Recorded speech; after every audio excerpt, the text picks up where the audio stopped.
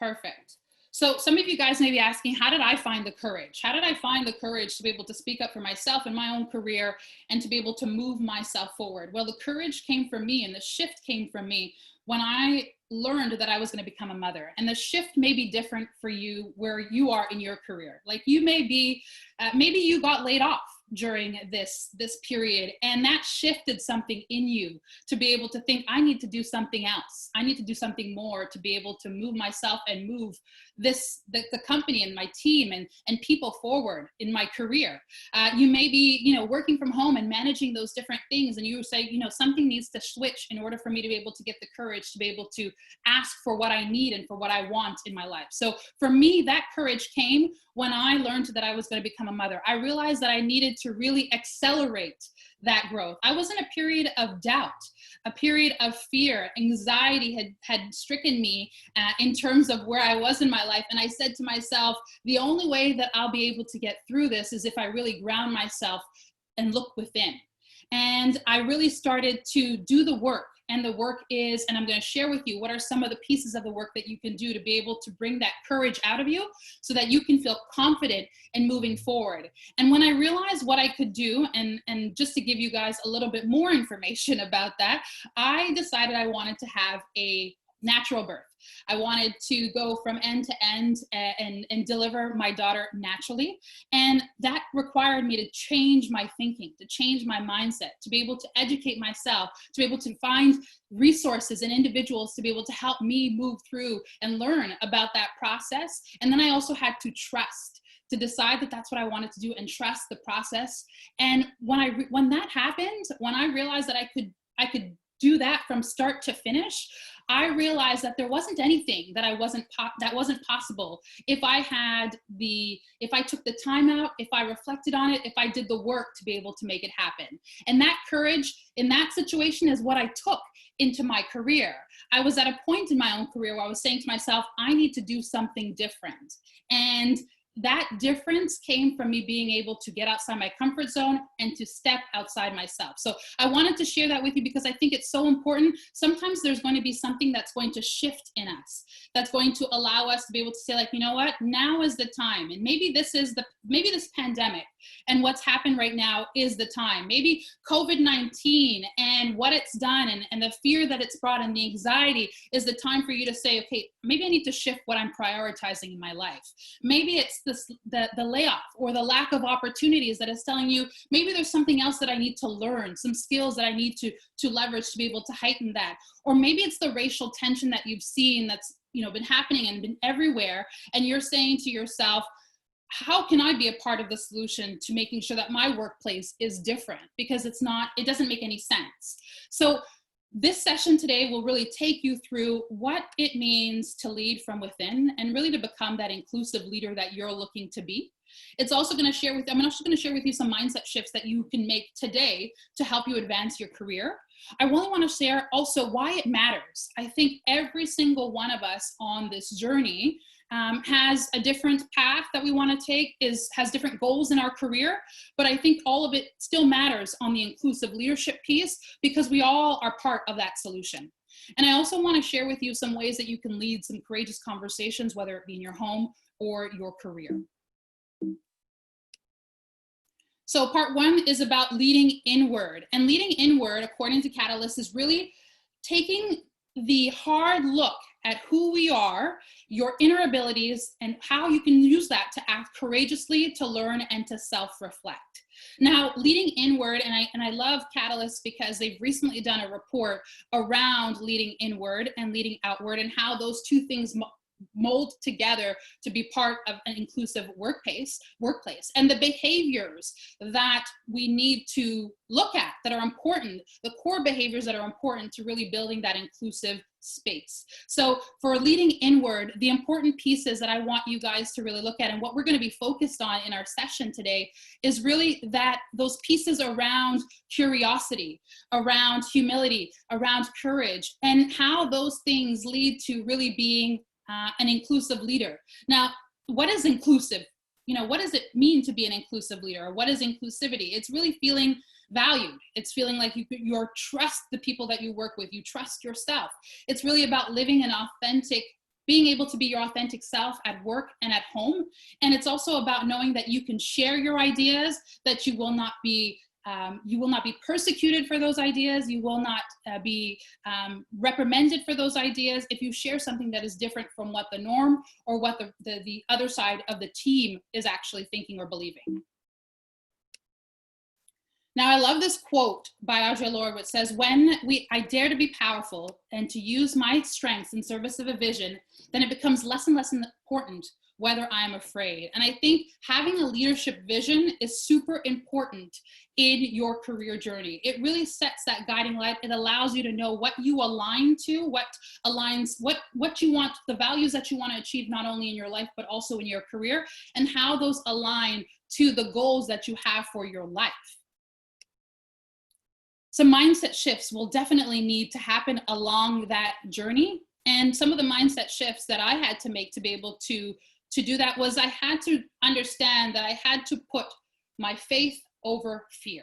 We are all in these moments going to feel a sense of fear, a sense of anxiety. There's going to be things that have come up as a result of what's happening right now that you cannot control. And fearing it is a very natural feeling, and it's a valid feeling. But don't allow a momentary setback to keep you from achieving what you want to achieve in your career. And know that that it's possible for you to have that strong comeback on the other end. I want you to know that whatever you are looking for in your career is possible. And it's possible for you to do that even during a pandemic. And sometimes we think that we have to go outside ourselves, and sometimes it may be upskilling yourself and getting some additional tools and resources, but so oftentimes it's within us. We have the capabilities within us to truly lead in the way that we want, to model the life that we want to live for ourselves. And it's really about shifting our mindset and being open to that possibility and being willing to put faith in what you know, faith in what you've done, faith in your experiences and how that makes you unique to be able to guide you and lead you in this process. Now I have a question for you. I want to stop and I want to give some room to the chat. I've talked a lot over the course of this first half. I want to ask you, in what area of your career or life do you need to demonstrate more courage? I'm going to stop my screen and I want to go into the comments and see, where are you looking to actually heighten your courage in your own career?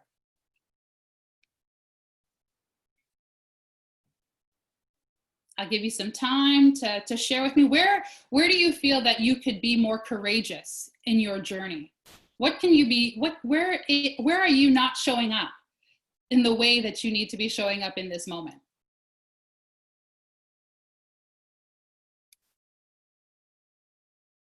So I'm not seeing anything coming in, but what I'll do is we'll continue on with the session. There it is. It's starting to come in. So during group meetings, when leaders are present, absolutely, right? You guys have had an opportunity to probably already have sessions about imposter syndrome, sessions, around doubting yourself and what you bring to the table, but understanding that moving through that it's going to be fearful, but moving through that is what's going to get you on the other side. Speaking up when I'm the newbie, absolutely. There's a lot of people that are going to be moving into new positions right now, that are moving into new companies at a time when work from home, when you don't have the ability to be able to build those connections in person, right? So how do you stand up? How do you let your presence shine outside of being physically present to be able to own your leadership in that moment? In voicing my truth in personal and professional life, absolutely. Asking to reschedule meetings to fit my schedule more. Just asking for what we want. Sometimes we just need, space. We need help. And it feels like it's difficult to ask, right? We're in an uncertain time. Everybody is overworked. Everybody may be taking on more in their companies than they might be doing previously, but asking for help is so important. And it takes courage sometimes just to ask. When no one, even family, support my choice, absolutely, right? When you are the lone ranger going down a path that no one else understands, I absolutely understand. And that was where I was in my career at certain points. And I think there will be different seasons in our lives. There'll be different things that will happen, but it's not allowing those things to be able to to shift us off our journey because we're clear on what we have to offer. We're clear on the value that we bring. Now I'm going to go back and share my screen so that we can continue on. But thank you guys so much for sharing and for letting, and keep sharing, keep talking with each other, because these courageous conversations happen live. They happen in the chat. They happen when we see things that other people are experiencing and we know we are not alone, that we know that there are other people that are experiencing that themselves, and that we can also pull from that to be able to strengthen ourselves. So I'm going to share with you my screen again so that you guys can continue on with me. So thank you so much again for your input in that. Now, why does it matter? Why does leading from within and really embodying being an inclusive leader matter in the grand scheme of things? Well, it gives us a sense of purpose, right? When we know who we are, when we know what we have a value to offer, when we know what our strengths is and what our strengths are,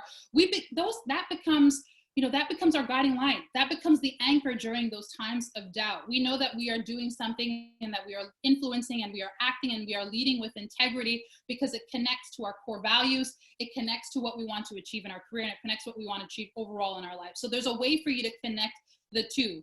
It also leads to a sense of belonging, right? Being an inclusive leader is about not only having diversity on your team, not only including other people at the table in terms of their voice, but also making sure that people feel truly included and truly part and parcel of that process, and that they feel like they belong, that they feel a connection to the values and the vision of the organization. But that really requires you really searching inward to find the values that you have, right? And how they align with the organization so that you can build that connection. It also allows to empower you, right? Yourself and others. It helps you to shine bright, but also help others shine their light as well, right? Sometimes we will lead from inward.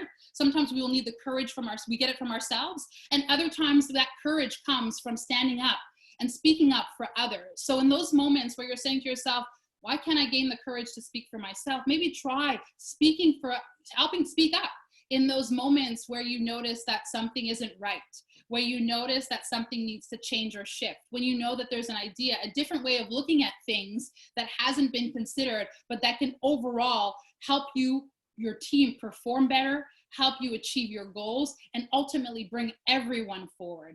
And it matters because it allows us to become a better leader. We get to model the behaviors you expect others with yourself.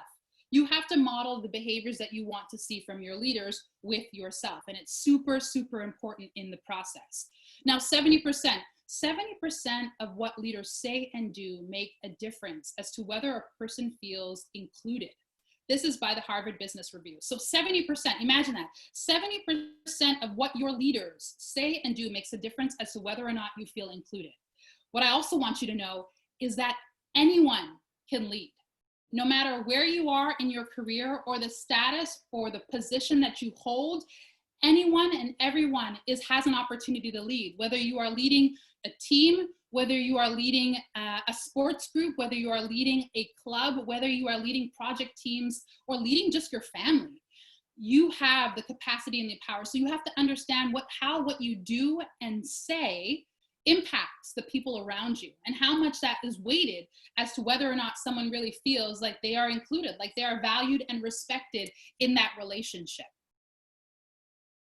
Leadership requires action. It requires action for us to stand out, and stand out knowing that you could be, and you will be judged for it, whether positively or negatively. It also could mean that you could be ridiculed, depending on what the ideas and what you're trying to share and express. It also means that you will have to speak up.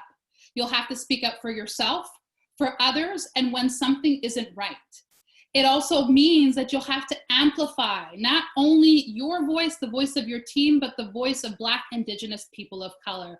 I think one of the things in corporate that this moment has really shined a light on is the things that are happening in our corporate spaces. And they were going unseen, unheard of, in the sense that people weren't speaking up and people were silenced, that those that were speaking up were silenced. But I think now there are so many eyes, so many people that are waking up and that are understanding that there are things that are happening, whether it be things that are happening to Black, Indigenous peoples of colors in your workplace, practices that are happening currently that aren't right. You know, in these sessions, you've probably heard from leaders and experts that have shared some of the things that have happened in their own organization, and being honest about it and stepping up to the plate around those things needing to change as well. So leadership is really about action, and it's what you do from where you are with what you have.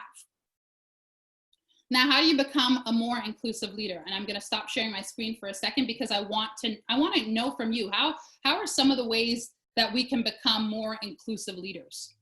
What are some of the ways that you've seen or that you've noticed in other leaders, other influential leaders, that you would like to see happen in your own organizations or in your own lives?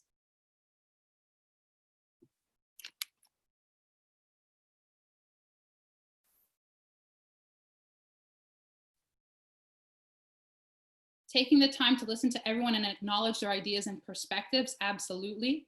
Get input from everyone in the group.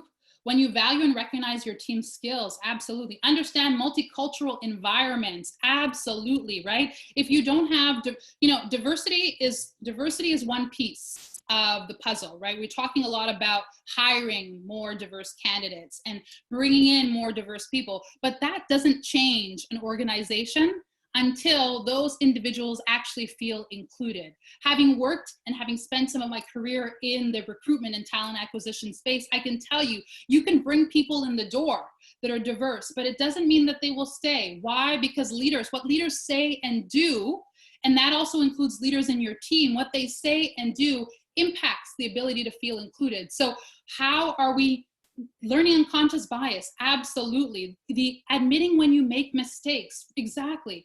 These are all ways that we can all be more inclusive leaders. It's about doing the internal work, right? I shared with you leading from within, doing the internal work, educating yourself, right? There's a lot that some individuals may not know, because they may not have experienced those things in their own lives. And it's hard for you, when you haven't experienced something, to really understand directly where that person may be coming from. But put yourself in their shoes, educate yourself, empathy, using those additional skills to really heighten your awareness, and knowing that if it hasn't happened to you, it doesn't mean that it's not happening, and to honor and respect the experiences of those around us. We all have something of value to be able to offer, and those differences need to be valued, but also need to be encouraged. People need to be encouraged to be able to speak to that. You have to also learn to listen. Not just listen to be able to speak, but listen to really learn from them, learn from their experience.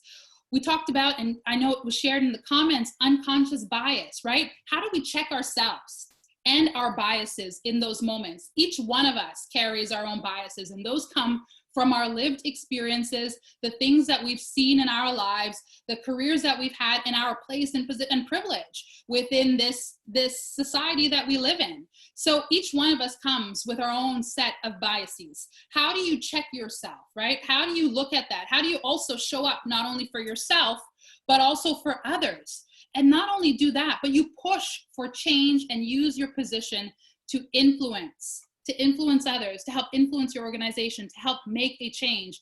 I'm seeing in the chat, amplify the voices of your diverse members. Yes, amplify. And sometimes we think that the onus is on the Black, Indigenous person of color to be able to speak up for themselves. And there is a part to that. There's an important piece to that. And of course, each one of us has to do the work and be able to speak up for ourselves. But when a group of individuals has been speaking up for so long, it's really important, though, for those that are in positions of privilege, for those that are in positions of power, to really understand that they have a very important role to play in helping amplify those stories, amplify those experiences, and really bring that change, right? So I saw Tanya says, I think empathy is the most absent leadership skill. Absolutely, right? Not only putting yourself in someone else's shoes, but really being able to understand where they're coming from and not equate your experiences to it. Oftentimes that's how people try to relate to each other. Well, I can understand that, or sometimes you can't. Sometimes you can't understand, but it's okay not to understand, as long as you realize that that is happening and that you can amplify those experiences, and that when you are in the room and when you are in these spaces, that you are leveraging your position and your where you are in your career to be able to help move that conversation forward. Saying and doing nothing is no longer acceptable. I think that that is what we've been seeing with what's happening right now with a lot of individuals and a lot of people that are in positions of influence and power, right? These individuals who have been saying things that have been that haven't been sensitive to what's happening, that have been using their privilege for not for good. They're using it for other means.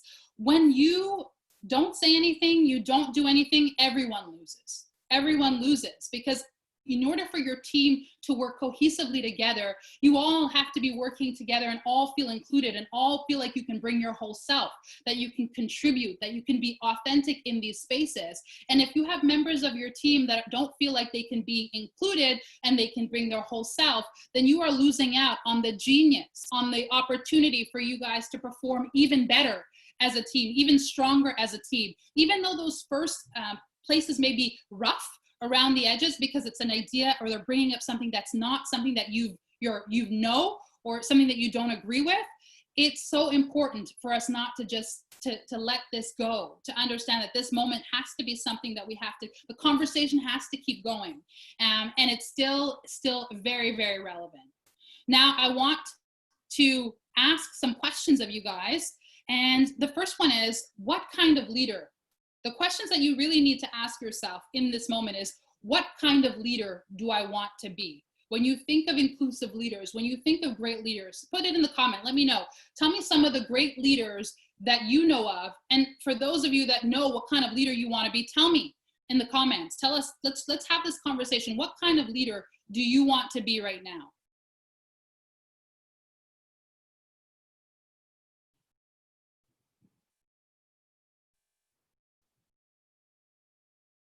I'll wait for those that are looking at and looking at that question.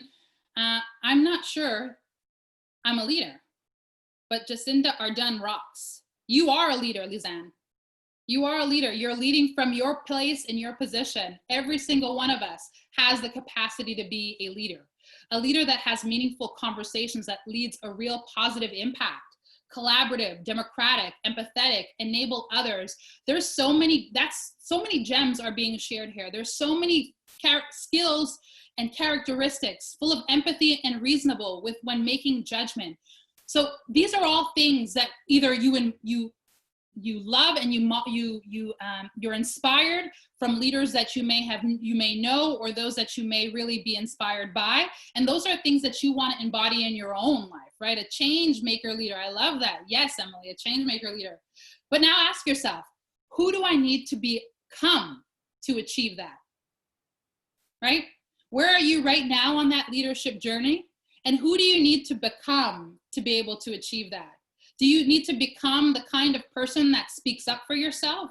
Do you need to become the kind of person that says no to things that do not serve you, even if it makes you feel uncomfortable, even if no is, you're a people pleaser, you don't want to say no? Who do you need to become in order to achieve that, to become the leader you want to be?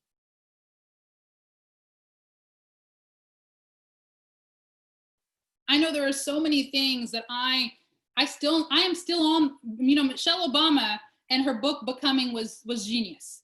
Her book Becoming was genius because she is on that road, right? Even Michelle Obama, who was, the wife of, the leading, one of the most influential people in the world, even she is on the road to becoming. So these questions can be tough, yes.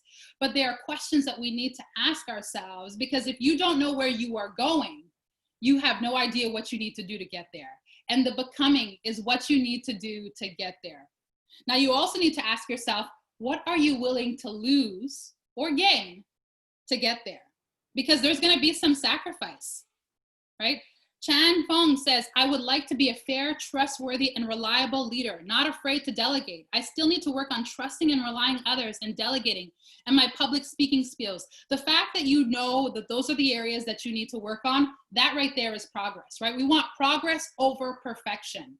You are not, we are all on the road. Michelle Obama's on the road. You are on the road to becoming. We are all on the road to becoming who we are destined to be. But it does take us doing the work, the internal work, looking within ourselves to be able to understand how they come together and how we can truly bring that more courage and more confidence to how we are leading and showing up in our daily lives.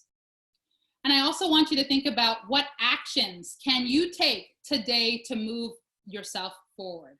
Tell me one action that you can take. You know, you guys have already probably been listening to different speakers over the course of these past 3 days. What action have you taken out of these sessions in terms of building your skills, in terms of putting yourself out there, your brand, you know, this job search process? What actions are you going to take?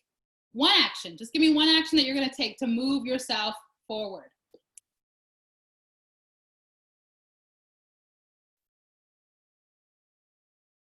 Push myself to be an extrovert. Absolutely. Maybe try to quiet imposter syndrome and negative self-talk. Absolutely. And some of the ways that you can actually quiet those things is by replacing them, right? I talked to you about who you wanted to become as a leader and what it's going to require to get you there. When you think of imposter syndrome, what is the reverse of that? Who do you envision in your head? Who is that person that you see that embodies what you want, the energy that you want to bring, the vibration that you want to bring into a room? Think about that person and let that person in those moments, or, you know, that thought, let that be the thought when you are going into the space where your imposter syndrome is coming up.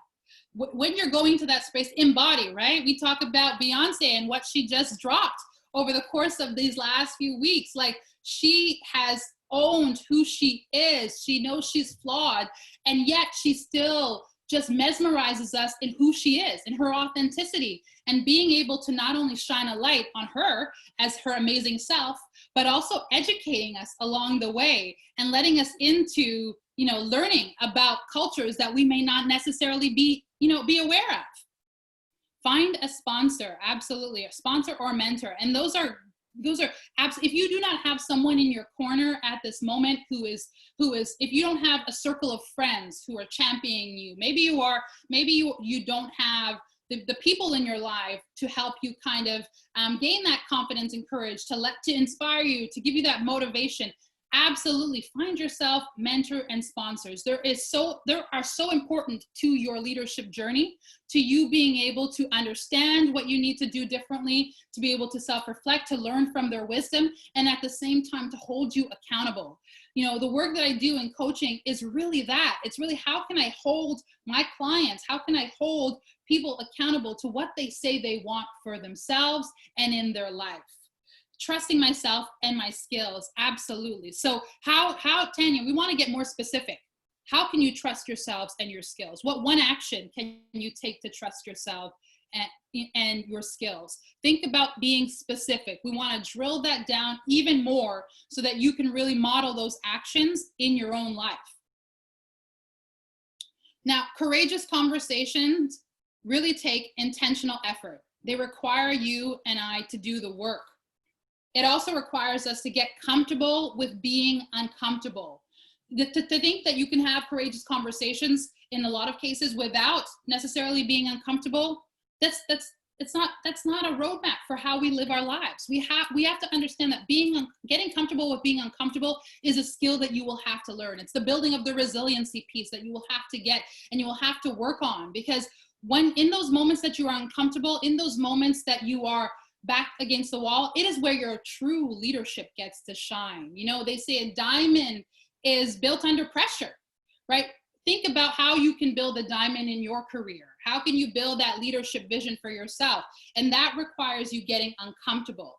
It also requires you moving and taking and understanding how to move yourself forward, and that it's necessary. Courageous conversations are necessary. We are not going to make the shifts that we need to make in our careers, in our workplaces, without these courageous conversations. So really, it's super, super important for us.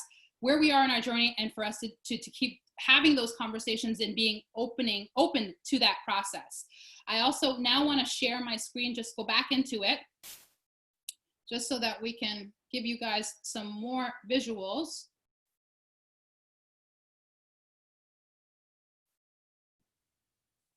Right, so we talk about 11 million, and you'll see it on the screen, 11 million. That is the pieces of information that we consume. Oh, sorry, we don't see your screen. Oh, you don't see my screen? No. And we have another question. I don't know if you want to take it now or later. Let me know if you see my screen now. Nope. No? No. Okay, let me go back.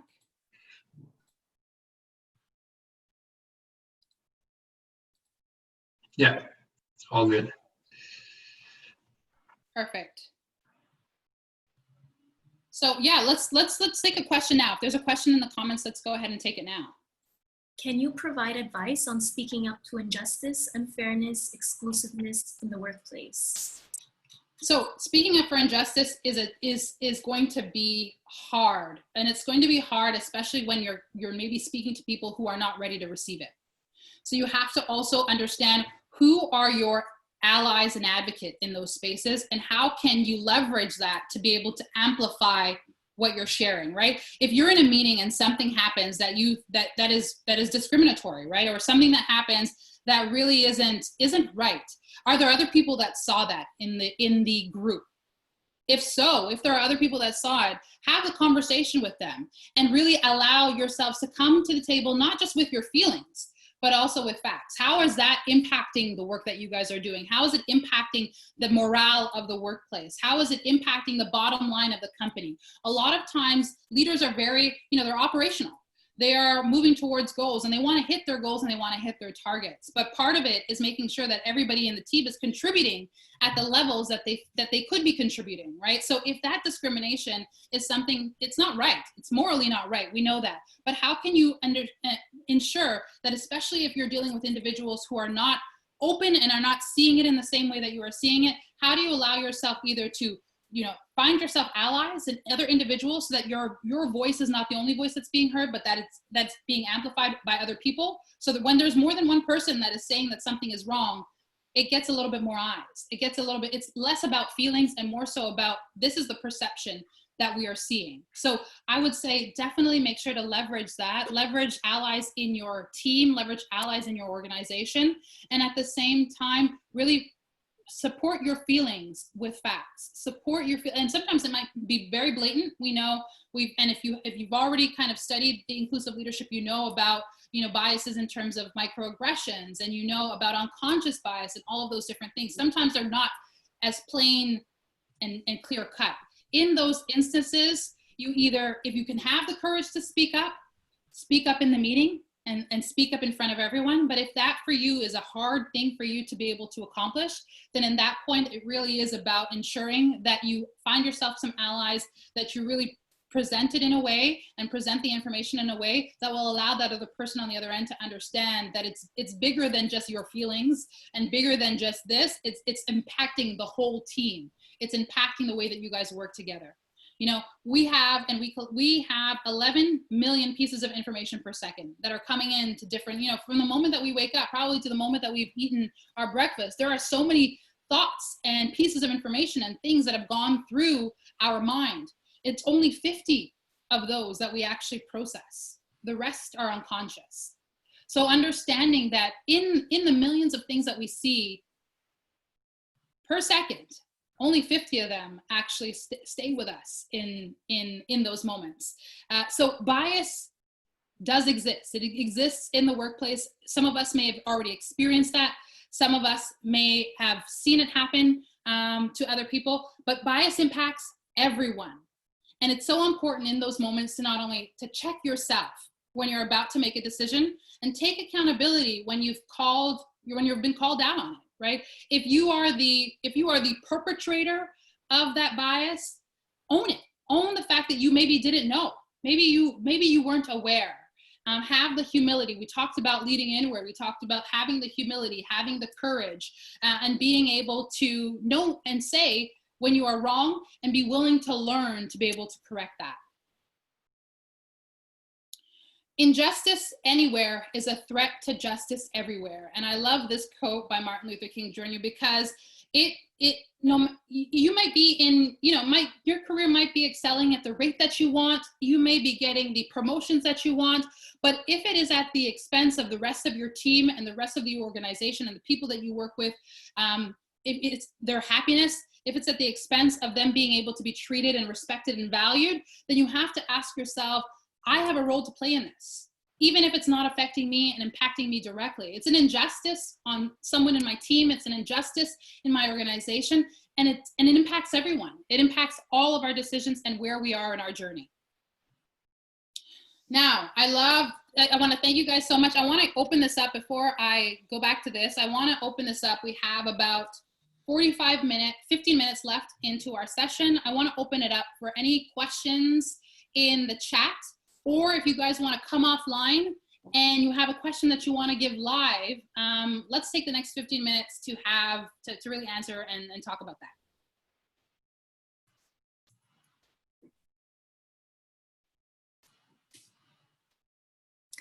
I'm curious, Rashida, if you can tell us a little bit more about your journey to building more inclusive workplaces. So for me, I think when I decided that I wanted to move from, I've worked over a decade in the financial services industry, and I had decided I wanted to make the shift from the business into talent acquisition. And that shift came to me because I noticed that there was a challenge that I was experiencing. And I said to myself, I might not be the only one.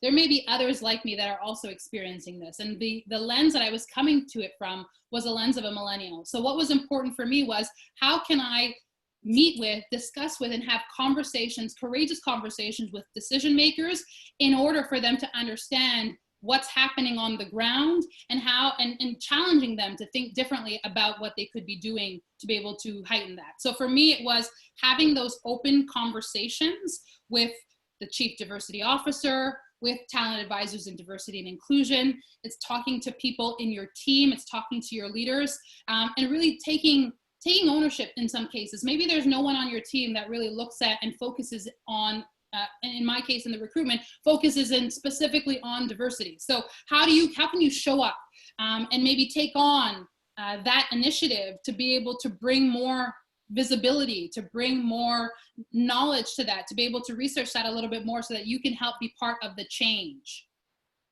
Thank you so much. We have a question from Yimo. What is the best way to prove your leadership to the employer?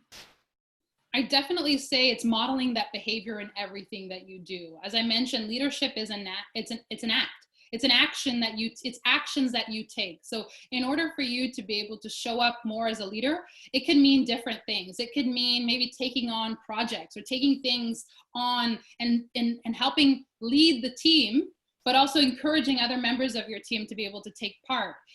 It may be coming with ideas, right? Sometimes when we go to our managers and we go to our leaders, we may come with questions. But how do you really take those questions and maybe find solutions and come to your manager and say, this is a problem that I have, but I've already done some research, and here are some of the solutions that I'm thinking about or I'm thinking through. And I just wanted to get your insight or your perspective on what approach you think might be best, right? How do you stand in those moments for yourself and stand for your team and really show that you've done the work, that you've researched it, you've gotten some information around it, and that you are modeling that in not only how you do your work, how you treat your team members, but also how you lead other, projects or initiatives in your team. Thank you. That's such a complete answer. I agree. Someone said great answer. Yeah. Thank you, Yimo. We have a question from Cyrus. What do you propose to do as a leader in terms of dealing with uncommitted people? That's a good one, right? So oftentimes when someone is disengaged, we may assume that it's one thing, but there could be a multitude of reasons as to why that individual is disengaged. So as a leader, you're going to want to use that curiosity. right? You're going to want to come to them and maybe have a conversation one-on-one with them. Maybe it's something that showed up in a meeting, but you're not going to take that conversation in the meeting to show it in front of the rest of the colleagues, because you don't know where that is coming from. So in the case of this instance, you will want to pull that person aside, maybe have a one-on-one with them, talk to them about, their project plan, if there's something that they're specifically working on, and approach it from a way that you are curious to know what may be going wrong. What's happening in that person's life? What's happening in that person's work? Maybe they're disengaged because something's happening in their personal life that's affecting how they show up at work. Maybe they're disengaged because there's a team member or someone on their team that is not valuing or respecting what they have to offer or bring to the table. So they just say, well, why do I try? Why am I even gonna, I'm even gonna put in an effort, right? So you gotta get a better sense, you gotta use that curiosity piece and get a better sense of what may be impacting that person. And maybe it's none of those things. Maybe they come to you with nothing, there's nothing wrong. This is just the way that I work. And maybe if it is the way that they work, if their behaviors are consistent with how they've shown up from the moment that you've either met them or the moment that they've joined the organization or your team, then that just may be where they are in their life in terms of their aspirations and their motivation and what's happening in their own life. And you'll have to make a decision as a leader, what avenues you're going to take, because you want everybody to be able to contribute. But I think the first piece is coming to it from empathy, right? From a place of curiosity and getting a better understanding of what may be standing in that person's way. And if it's something that you can do as their leader to help them, gain more motivation, help them be more encouraged and engaged in the team, then at that point they'll have an opportunity to be able to share that with you. Thank you. Absolutely. That's fantastic. That's such a great answer, and thank you for the examples. I'm going to see if there's any questions. Okay. I have a question about really asking more what you want in your career. It could be intimidating at times because we feel a little bit stuck, maybe in a certain place where we don't know, we feel like we can't advance. What's your advice in really making that leap, taking the courage to make that leap, and getting rid of your, negative self-doubt and going forward with what you want? That's a really great question. I think the first part is really getting clear on what it is that you want in your career and what it is that you don't want, or what it is about your current role that you don't want. I think getting clear about that is super important. You're then going to want to understand what are your strengths and what are your weaknesses, and where can you use and leverage your skills in other areas, right? Sometimes we may be in a role that doesn't serve us anymore. It might have served us for a specific season in our life, but now we've outgrown that space and we're saying to ourselves, well, how can I move into something else, because I don't know what anything else may look like. This is the path that I've been on. So it's really getting clear as to what that looks like for you. If you had no limits, right? We often try, before we even jump into or start something or start the process, we've already provided ourselves with a laundry list of limiting beliefs as to why it can't happen right now, why now is not a good time, why. There's a list of reasons as to why it's not possible or we shouldn't be doing that now. And it's about looking at that more concretely and saying, what is behind, unpacking that? What is behind that doubt? What is behind those feelings of not being enough, right? And how can I shift myself in those moments? The moments that I am thinking that I'm not enough for whatever it is, or I don't have enough of whatever it is. How can I ground myself in my strengths? How can I ground myself in the values that I bring? How can I ground myself in what I've been able to overcome in my own life to be able to move me through those moments of self-doubt? Thank you. You're welcome. Wow. Do you think leaders should care about their employees' career goals / aspirations? Absolutely. Absolutely. If your leader does not care about your career goals or aspirations, that person is literally in a position of influence. They're a position to help you get promoted. They're a position to help refer you to other roles. They're in a position to be able to encourage you or to be that advocate or that reference that you need to be able to move into other spaces. So if your leader is not tapped in to your career aspirations or your goals, then you have to ask yourself, am I really on the right team? Is this really the right team for me? Am I comfortable not having a leader who values what I have to contribute, but at the same time is helping me and wanting to help me get further along in my career? I think it's super important for leaders to be able to tap into that and not only just have conversations about objectives and about hitting those objectives and targets, but really getting to know where your employee is on their career journey and what they need to be able to excel. Because we are all human, right? You may be, and every job is temporary. Your title is borrowed. It is not you. It does not define you. It does not make you. It is borrowed in that moment that you have it. So that leader has years down the line, they may be working somewhere completely different. You may be working somewhere completely different. And you ask yourself, do I want to be a part of a team like that? Do I want to be a part of a leadership, of a group that doesn't respect me in that way? So yeah, absolutely. Leaders should definitely be invested, at least in really understanding what their employees need and want, so that they can bring their whole selves to what they're doing in the moment, knowing that they're working towards that goal that they have. Oh yeah, absolutely. Thank you. That's such a great point, and the importance of remembering you are not your role and that everything is temporary.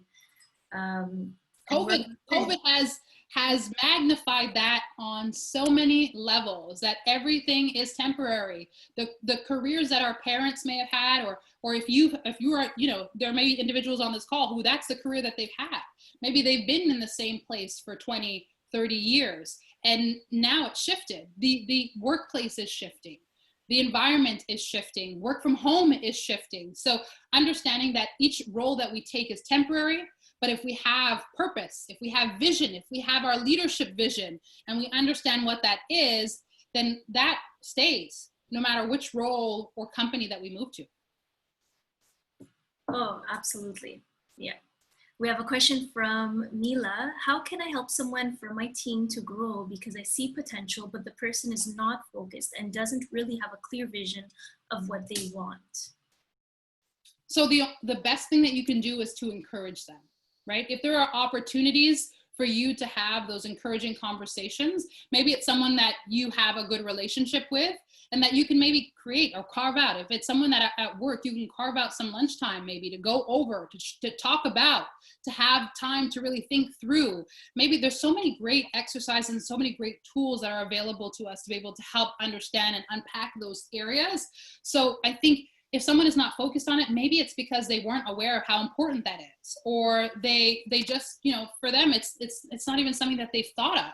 So bringing it to them and having those conversations with them, I think, is important, but also allowing people to grow at their own pace and in their own time, right? You may be on a different part in your career journey. And that doesn't mean that person that's further along or that may not be at that same place as you is not in this frame of mind or stage to actually be able to work towards it. So if you have just like the speakers on today's session and throughout this whole Power Skills event have been sharing with you and have been giving insights with you, helping that team member and sharing insights with them, and just doing bite sizes and seeing where that goes. If that person actually is engaged to it, do they want more? Do they want more opportunities? Maybe they need someone to hold them accountable. Maybe you could be that person to help hold them accountable as an accountability buddy, and you guys work on and go back and forth around your careers and what you guys want to achieve. I think you're stronger in numbers. We're stronger together. Oh, absolutely. Yeah. I feel so empowered. You've given so many good words of wisdom. Okay, we have another question on how can I make my employees say what their needs are and what they need help with? You can't make anybody say anything. We can't make anybody say anything, but we can encourage it. We can definitely encourage it. We can create the space for it. We can create the space, whether it be in group meetings, and if that person is not someone that speaks in group, we can create the space in our one-on-ones. We can create the space if there's surveys, right? Sometimes people don't want to, it's hard to come to your manager and say, I have a problem with A, B, and C, right? So how do you create the space maybe for people to be able to share with you anonymously, or to be able to share with you in a very, open and no judgment space, so that you can get a better sense of what the whole team needs to be able to move forward. And maybe that will encourage them once they see, oh, I've shared something in a private, anonymous fashion. It's shifted something in my manager. It's changed something in my organization. They see the results and they say to themselves, I feel more comfortable to now trust my manager and maybe share something directly with them, because they have taken our feedback and they've actually implemented it and put it into action.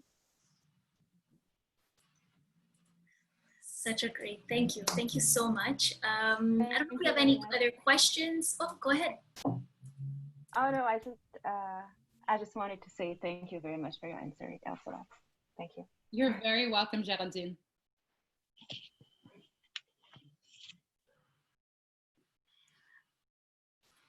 Okay. Great. I don't see. I had a final question about your coaching service. Can you just tell us, what it's all about? Can you just give us an overview? Absolutely. So what I shared with you today is some of the work that I actually do with my clients, and really taking them through not only the mindset piece and really getting them pumped and excited about what it is that they're looking to achieve, but also really holding them accountable, actionable, and helping them move through the different phases of their career and where they are. So if you would like to just talk, if maybe you're wondering to yourself, is career coaching something that is right for me? I would definitely recommend, and I'll put up on the screen right now, my coordinates.